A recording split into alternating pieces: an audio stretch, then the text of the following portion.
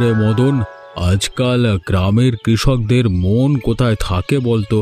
কেউ তেমন একটা কাজ করতে আগ্রহী নয়, সবাই শহরের দিকে ছুটছে। জানি না মোড়ল মশাই, শহরে গেলে মনে হয় বেশি টাকা কামাই করতে পারবো। টাকা জানি শহরে গাছে ধরে, শহরে যাব এই ধরে ছিঁড়ে নিয়ে চলে আসব। আরে এইদিকে আমি একজন খেতে কাজ করার লোক পাচ্ছি না, ক্ষেতের সকল ফসল তো নষ্ট হয়ে যায়। বাদ দান এসব। বলি কি মোড়ল মশাই, আমাদের গ্রামের শেষে শেষ মাথায় যে বাড়িটা আছে না, শুনেছি ওই বাড়িতে একজন আছে, খুবই গরিব, করুণ অবস্থা, সংসার একেবারেই চলে না। ওকে ডাকলে তো খেতে হাল চাষ করবে। তাই নাকি রে? তাহলে একবার সে বাড়িতে যা, গিয়ে বলে আয় আমি ডেকে পাঠিয়েছি। ঠিক আছে, আমি এক্ষুনি যাচ্ছি। ওই বাড়ির কথা আগে বলিসনি কেন? এতদিন ধরে আমার খেতে হাল চাষ হচ্ছে না, ফসল ফলছে না, ওদের বাড়ির কোনো খোঁজ খবর জানিস? মোড়ল মশাই, শুনেছি ওদের সাতকুলে কেউ নেই।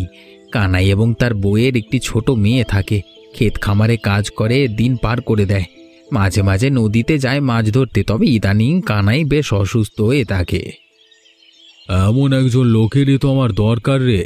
এমন নিরীহ মানুষদের দিয়ে ইচ্ছে মতো কাজ করানো যায়। শিগগিরই যা, কানাই না কি নাম বললি, একেবারে সাথে করে ধরে আনবি। আগে মোড়ল মশাই, আমি এক্ষুনি যাচ্ছি।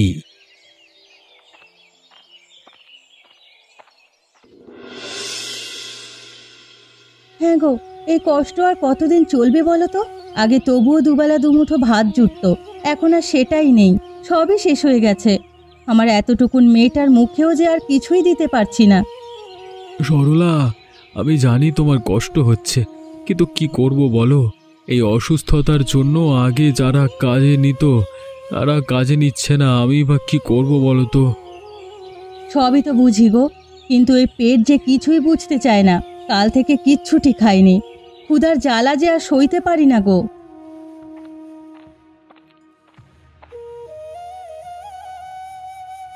মা, মা গো, কিছু খেতে দাও না মা, আমার যে ভীষণ খিদে পেয়েছে। তোকে কি খেতে দি বলতো? ঘরে যে কিচ্ছুটি নেই, এক মুঠ শুকনো মুড়িও নেই যে তোকে সেটা জল দিয়ে খেতে দেব। কিন্তু মা, আমার যে ভীষণ খিদে পেয়েছে। সারাক্ষণ এত খিদে খিদে করিস নে তো রূপা, আমার একদম ভালো লাগে না। গিন্নি, মেয়েটাকে ওভাবে বলো না, ও ছোট মানুষ, ও কি আর এত কিছু বোঝে? ঠিক আছে, আমি এই খেতে চাইবো না। কি করব বলো তো? আমাদের বাড়ির আশেপাশে কোনো ঘর বাড়িও নেই যে কারোর বাড়িতে গিয়ে কাজ করে দুমুঠো ভাত এনে মেয়েটাকে খেতে দেব। কপাল দেখো, বাড়িখানাও আমাদের একদম গ্রামের শেষ মাথায়। বিধাতা বুঝি আমাদের কপালে সুখ একদমই লেখেনি গো। ঠিক বলেছ গিন্নি, বিধাতা আমাদের কপালে এক ফোঁটাও সুখ লেখেননি। লিখে থাকলে কি এত কষ্ট থাকতো? থাক, আর মন খারাপ করো না, আমি বাইরের দিকে গিয়ে দেখি যদি কোনো কাজ পাই।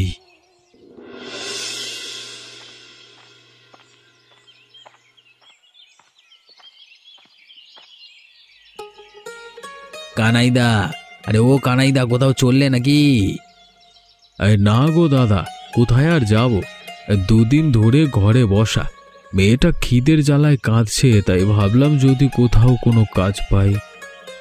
তাহলে তো ভালো সময় এলাম গো, চলো দেখি, আমার সাথে চলো। কোথায় যাব? কোনো চিন্তা নেই গো দাদা, আমি তোমার জন্য একটা কাজের ব্যবস্থা করেছি। কি বলছো কি গো দাদা? সত্যি বলছো নাকি আমার সাথে ঠাট্টা করছো? এই দেখো, তোমার সাথে কি আমি ঠাট্টা করবার সম্পর্ক নাকি আমার? সত্যি সত্যি কাজের ব্যবস্থা করেছি। আরে মোড়লের খেতে তোমাকে আজ থেকে কাজ করতে হবে, রোজ রোজ কাজ পাবে সেখানে। বলছো কি গো? বিধাতা তোমার মঙ্গল করুক দাদা। ঠিক আছে, চলো আমি যাচ্ছি। তবে একটা কথা। আবার কি কথা? কর্তামশাই তোমাকে যা মাইনে দেবে সেখান থেকে তুমি আমাকে 3 ভাগের 1 ভাগ টাকা দেবে। এ তুমি কি বললে দাদা? কাজের লোক মাত্র বড়জোর 150 থেকে 200 টাকা সব পায় আর কি। এর মধ্যে তোমাকে 1 ভাগ দিলে আমার সংসার চলবে কি করে? ভালো করে ভেবে দেখো কানাইদা, শেষে কাজ না পেলে এই টাকাটাও কিন্তু পকেটে ঢুকবে না। কিন্তু তুমি এই টাকাটা কেন কাটবে? আমি তোমাকে কাজ পাইয়ে দিলাম, আমার একটা লাভ রাখতে হবে না? ভেবে দেখো, আমি আমার জোর করে কিছু করি না। আমি চললাম, চললাম।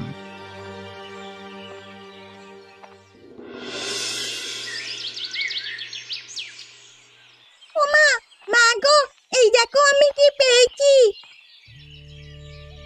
ওমা মা, এই দেখো আমি ডিম পেয়েছি।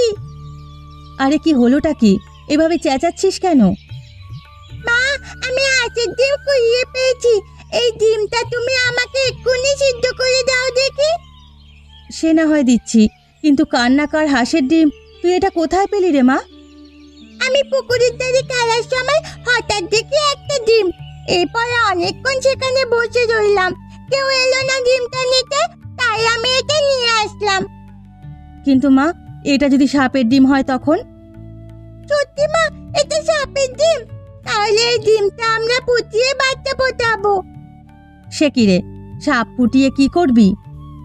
বুঝবো কেন মা, সাপ পোষা যায় না? ওরে বোকা মেয়ে, সাপ পুষলে ঘরে কি মানুষ থাকতে পারে? সাপ তো বড় হয়ে আমাদের কামড়ে শেষ করে দেবে। ওমা, আমি সাপকে দুধ খাওয়াবো, ও আমার সাথে খেলবে, একেবারে আমাদের মতো থাকবে। দেখো, ছোট থেকে আদর করে বড় করলে আর কামড়াবে না।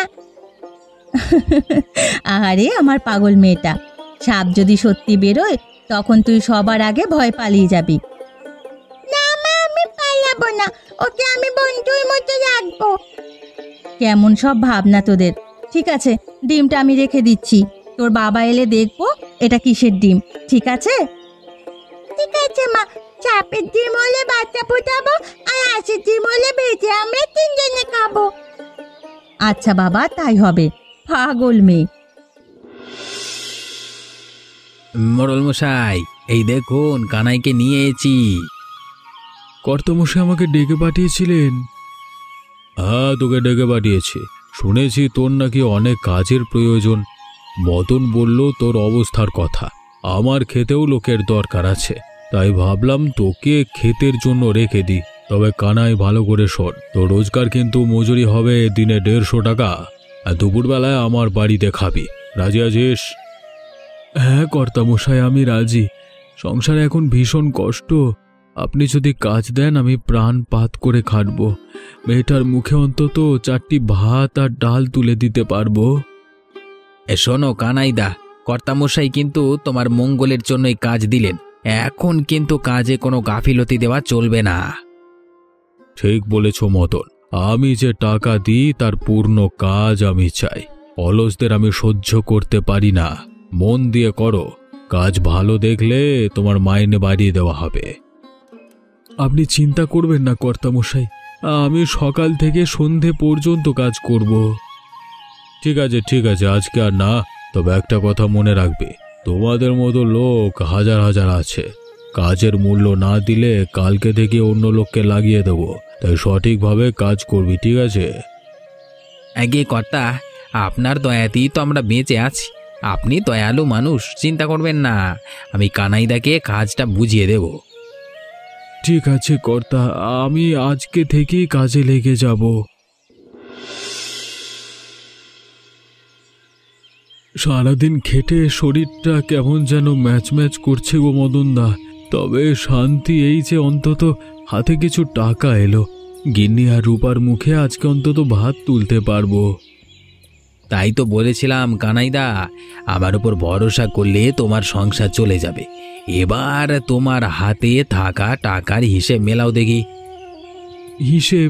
কোন হিসেব দাদা? এই যে প্রথম দিনই শর্ত বেমালুম ভুলে গেলে? হ্যাঁ, আরে কাজটা তো আমি পাইয়ে দিয়েছিলাম, কথা ছিল আমাকে কিছু টাকা দেবে। এখন তোমার 150 টাকা থেকে আমার পাওনা 50 টাকা দাও। মদনদা, সারাদিন রোদে পুড়ে ঘাম ঝরিয়ে এই 150 তো টাকাটা পেয়েছি। এর ভেতর থেকে যদি 50 টাকা তোমাকে দিই, আমার সংসার চলবে কি করে? কানাইদা, তুমি হয়তো ভুলে যাচ্ছ, তোমার হাতে আজকে যে টাকা আছে সেটা আমার জন্যই। আমি না থাকলে তো কাজই পেতে হতো না। ঠিক আছে, সমস্যা নেই। তুমি টাকা দিতে না চাইলে কালকে থেকেই অন্য কাউকে কাজটা দিয়ে দেব। আচ্ছা আচ্ছা দাদা, তুমি যেটা চাইছো তাই নাও, কিন্তু মনে রেখো আমার মেয়েটা খালি পেটে ঘুমালে তোমার কিন্তু দোষ লাগবে। সে আমার মাথা ব্যথা নয়, সংসার চালানো তোমার কাজ, আমি আমার পাওনা নিতে এলাম মাত্র। হায় বিধাতা, কতদিন আর এভাবে চলবে? কানাইদা, এবার কষ্টের মূল্য বুঝলে তো? হ্যাঁ গো মদনদা, বুঝেছি বই কি, কিন্তু 150 টাকার মধ্যে 50 টাকা রোজ রোজ তোমায় দিলে আবার সংসারটা কি করে চলবে? কানাইদা, তুমি ভাবছো কেবল নিজের জন্য, আরে আমি না থাকলে তো এই কাজটা পেতেই না। এটা শুধু আমার পাওনা। এরপর চাল ডাল কিনে বাড়ির দিকে চলে যাও, কালকে আবার সকাল সকাল এসো, কেমন? আচ্ছা মদনদা, আমি যাচ্ছি, তবুও তুমি আমার উপকার করেছো, আমি সারা জীবন মনে রাখবো। সে ঠিক আছে, এবার যাও যাও, বাড়ি যাও।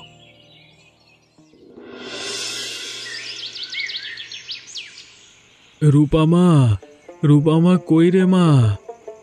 ও বাবা, তুমি এসেছো? এত দেরি করলে কেন বাবা? কাজ করতে গেলে একটু দেরি হবে রে মা। গিন্নি, এখানে কিছু চাল ডাল আছে, শিগগিরই রেঁধে ফেলো। সারাদিন তোমরা না খেয়ে অনেক কষ্ট করেছো।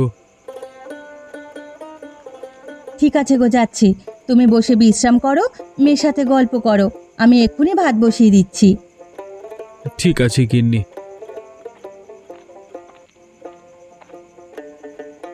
রূপামা, তুমি আজকে সারাদিন কি করলে? ও বাবা, আজকে আমি একটা সাপের ডিম পেয়েছি গো। সাপের ডিম? সে কি কথা, সাপের ডিম কোত্থেকে পেলি রে মা? হ্যাঁ গো বাবা, পুকুরের ধারে গাছের মধ্যে লুকানো ছিল, আমি খুব সাবধানে তুলে এনেছি। আমি ভেবেছিলাম ওটা হাঁসের ডিম, কিন্তু মা বলল ওটা নাকি সাপের ডিম। আরে বাপরে, তোমার সাহস দেখে তো আমি অনেক অবাক হচ্ছি গো। হ্যাঁ গো গিন্নি, ঘটনা কি গো? আর বলো না, পুকুর পাড়ে রূপা একটা ডিম কুড়িয়ে পেরেছে, বাড়ি এসে বলছে আমাকে সিদ্ধ করে দাও, আমি খাবো। আমি মজা করে শুধু বলেছি এটা যদি সাপের ডিম হয় তখন কি হবে। এরপর থেকে এই মেয়ে শুরু করে দিয়েছে এই ডিম ফুটিয়ে সাপ বের করবে, এবার সেই সাপকে নাকি সে পুষবে। মা মেয়ে তবে এসব করো? ও বাবা, এটা তাহলে সাপের ডিম নয়? না রে মা, এটা হাঁসের ডিম। ডিমখানা পেয়ে ভালোই করেছিস রে মা, এখন ভাত আর এই ডালের সাথে ওই ডিম ভাজা করে খাওয়া যাবে। তা বেশ ভালোই হবে গিন্নি, খিদে যে আর তর সইছে না। তোমার আর কতক্ষণ লাগবে? ওই আর একটু, আমি ডিমখানা ভেজে থালায় খাবার দিচ্ছি। ঠিক আছে। ও বাবা বাবা, আজকে একটা বড় মাছ আনবে গো, আমি কতদিন মাছ দিয়ে ভাত খাইনি। মাছ খাবি রে মা? কি করবি রে মা, গরিব বাবার ঘরে জন্মেছিস, একটু মাছ ভাতও তো খেতে দিতে পারি না। ঘরে কিছু চাল আছে, আর চাল কিনতে হবে না, তুমি পারলে একটা মাছ আনো, মেয়েটা মুখ ফুটে খাবে বললো। দেখছি কি করা যায়, কাজে যাই তো আগে। আমারও কি ইচ্ছে করে না গো, কিন্তু কি করব বলো? ও বাবা, তোমার কষ্ট হলে মাছ আনতে হবে না, আমি আলু সেদ্ধ দিয়ে ভাত খেয়ে নেব। তোমাকে এত কিছু ভাবতে হবে না গো মা, আমি দেখছি কি করা যায়। ঠিক আছে বাবা, মা আমি খেলতে গেলাম। ঠিক আছে মা, যাও, খেয়াল রাখবে কারো কোনো অন্যায় করবে না। ঠিক আছে যাও মা, খেয়াল রাখবে, কারোর কোনো অন্যায় করবে না কিন্তু। আমিও বেরিয়ে যাই গিন্নি, আজকে আবার খেতে অনেক কাজ করতে হবে। ঠিক আছে গো, যাও। এই শোনো, মাছ আনলে খুব বড় মাছ এনো না, ছোট দেখে একটা এনো, মেয়েটার মুখে দিতে পারলেই হবে।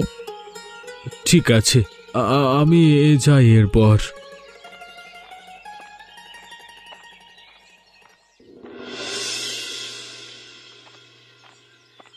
হায় বিধাতা, আজকে কর্তামশাই 200 টাকা দিলেন, এদিকে মদন দাদাও আশেপাশে নেই। আজকে বরং তার টাকাটা দেব না, মেয়েটার জন্য একটা মাছ কিনে বাড়ি যাই। মেয়েটা মাছ পেলে ভীষণ খুশি হবে। মদন দাদাকে না হয় কালকে টাকা দেওয়া যাবে।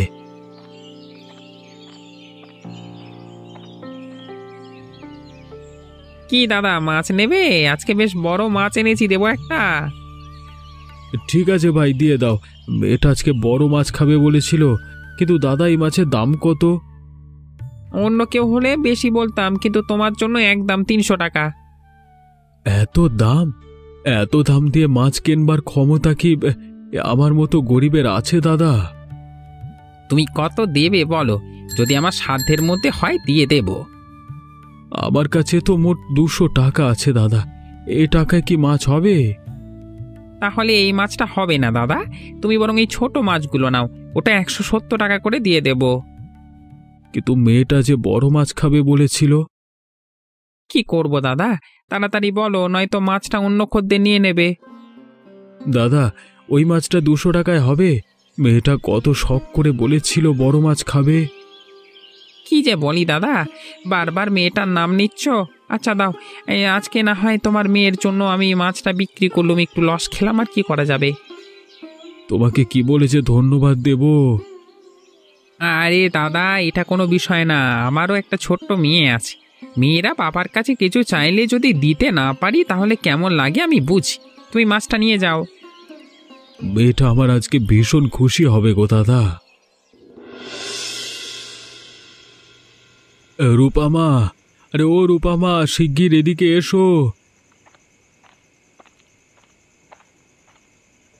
ও বাবা, তুমি কি মাছ এনেছো? এই দেখো তোমার জন্য কি এনেছি। কি? ও বাবা, এত বড় মাছ! জানো বাবা, আজকে আমি ভীষণ খুশি। আমি কখনো এত বড় মাছ দিয়ে ভাত খাইনি। তাই তো, তোমার জন্য বড় মাছ এনেছি। তুমি আজকে পেট ভরে মাছের মাথা দিয়ে ভাত খাবে। তুমি এত বড় মাছ আনলে কেন গো? ছোট দেখে একটা মাছ আনলেই তো হতো। ওই মাছের তো অনেক দাম নিয়েছে। আবার মেয়ের মুখের হাসির দাম যে এর থেকেও বেশি সরলা। ও বাবা, তুমি কেন ভালো গো? ও গিন্নি, তাড়াতাড়ি রান্না শুরু করে দাও, আমারও যা তর সইছে না। যাচ্ছি গো, যাচ্ছি। কই গো গিন্নি, তোমার হলো? এই তো হয়ে গেছে। আমি থালায় করে ভাত আনছি, তোমরা বসে পড়ো। কি ব্যাপার কানাইদা, তুমি কি মনে করেছো? টাকা না দিলে আমি তোমাকে দিয়ে আর কোনো কাজ করাবো না। আজকে থেকেই তোমার সঙ্গে কোনো চুক্তি নেই। আমি মোড়লকে অন্য লোক এনে দেব। তোমার কত বড় সাহস, তুমি আমাকে টাকা না দিয়ে চলে যাও? মদনদা, আমি তো রোজ তোমাকে টাকা দিয়েছি। কালকে মেয়েটা মাছ খাবে বলে বায়না করলো, তাই তোমাকে টাকাটা দিতে পারিনি। তা বলে তুমি আমাকে কাজ থেকে ছাড়িয়ে দেবে? তোমার মেয়ে মাছ খাবে না মাংস খাবে সেটা দেখবার বিষয় আমার না। তুমি চুক্তি ভঙ্গ করেছো, যার শাস্তিও তুমি পাবে। আর কখনো এমনটা হবে না দাদা, এবারের মতো ক্ষমা করে দাও। আমি কথা দিচ্ছি এরপর থেকে তোমার টাকা তোমাকে দিয়ে দেব। কানাইদা, তুমি আমাকে আর এসব বলো না। আজকে থেকে তুমি আমার কাজের সাথে যুক্ত নাও। আর তাছাড়া কালকে কর্তা তোমাকে 200 টাকা দিয়েছে, সেটাও আমি জানি। আয় বিধাতা, তুমি এতটা নিষ্ঠুর হয়েও না মদনদা, দয়া করো, একটু দয়া করো। তুমি বরং চলে যাও কানাইদা, আমি কর্তা মশাইকে বলে দেব তোমাকে যেন এই কাজ না দেয়। এই কাজ তুমি করো না গো দাদা, আমি যে পথে বসে যাব।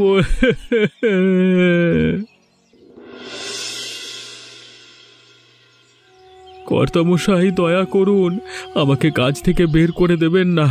দয়া করুন আমার উপর, আমি যে বউ বাচ্চা নিয়ে না খেতে পেয়ে মরে যাব। কি হয়েছে কি? তোর কথা তো কিছুই বুঝতে পারছি না। আমি আপনাকে সবকিছু বলতে চাই। মদনদা আমাকে কাজ দিয়েছে বলে রোজ আমার থেকে 50 টাকা করে কেটে রাখে। আমি পাই ও কটা টাকা, তার থেকে রোজ ওই 50 করে কেটে রাখতো। আমি রোজ দিতাম, না দিলে কাজ থেকে বের করে দেবে বলতো। গতকাল মেয়েটা মাছ খাবার বায়না করায় আমি মদনদাকে টাকা দিতে পারিনি, তাই। আরে তাই নাকি? কি হলো এরপর? আমাকে আর কাজ দিতে যাচ্ছে না। মদনদা বলেছে আমি যেন এই কাজ না করি, সে নাকি আপনাকে নতুন লোক এনে দেবে। কে? মদনের এত সাহস হয় কি করে? তুই আমাকে আগে এসব বলিসনি কেন? ভয়ে ভয়ে কর্তামশাই, ভয়ে। আজকে আমার পিঠ দেওয়ালে ঠেকে গেছে, তাই বাধ্য হয়ে আপনার কাছে এলাম। মদন, রে মদন, শিগগিরই আমার সামনে আয়।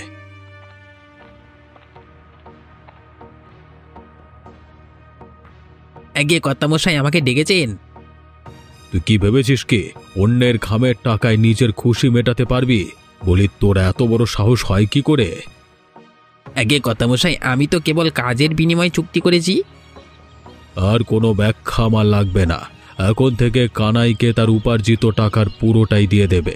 আর ওকে কাজ থেকে সরিয়ে দেওয়ার তুমি কে? নিজেকে কি মোড়ল ভাবতে শুরু করেছো? ক্ষমা করবেন কর্তামশাই, আমার ভুল হয়ে গেছে, আমি আর এমন ভুল করব না। ধন্যবাদ কর্তামশাই, বিধাতা আপনার মঙ্গল করবেন। আর সময় নষ্ট করিস না কানাই, কাজে যা। তোর কাজ আমার ভীষণ পছন্দ হয়েছে, বুঝলি? তোকে আমি 200 টাকা করে রোজ দেব। আগে কর্তামশাই।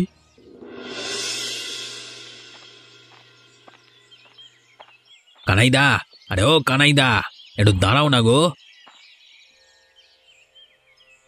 আমাকে ক্ষমা করো মদনদা, আমি বাধ্য হয়ে মোড়লের কাছে গেছি। আমাকে আর লজ্জা দিও না গো দাদা, আমি সত্যি লজ্জিত। এভাবে বলো না, আমি কিছু মনে করিনি। না গো কানাইদা, আমি সত্যিই ভুল করেছি। আজকে থেকে আর তোমার সঙ্গে এমন আচরণ করব না। আমার সমস্ত ভুলের জন্য ক্ষমা চাচ্ছি গো। মদনদা, তুমি তোমার ভুল বুঝতে পেরেছো, এটাই অনেক। এবার থেকে কাজ ভালোভাবে করো, আর কাউকে অপমান করো না। হ্যাঁ কানাইদা, আমি আর কখনো কারোর সাথে এমনটা করব না। দেখো মদনদা, ভুল স্বীকার করা মানুষজনের বারত্ব। এবার থেকে একে অপরকে সম্মান দিয়ে কাজ করলেই যথেষ্ট, আর কিছুই লাগবে না। তুমি মানুষটা অনেক ভালো, তাই তো আমার এমন অপরাধ সহজেই ক্ষমা করে দিলে। এসব রাগ লজ্জা সব ভুলে আমরা নতুনভাবে শুরু করি। ভাই ভাইয়ের এত রাগ পুষে রেখে লাভ নেই গো। তুমি কি বলছো? ঠিক আছে গো কানাইদা, আজকে থেকে আমরা একে অপরের ভাই আর বন্ধু।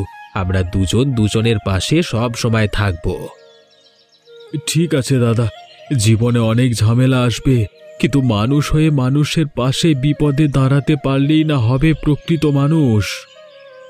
একদম ঠিক বলেছো দাদা।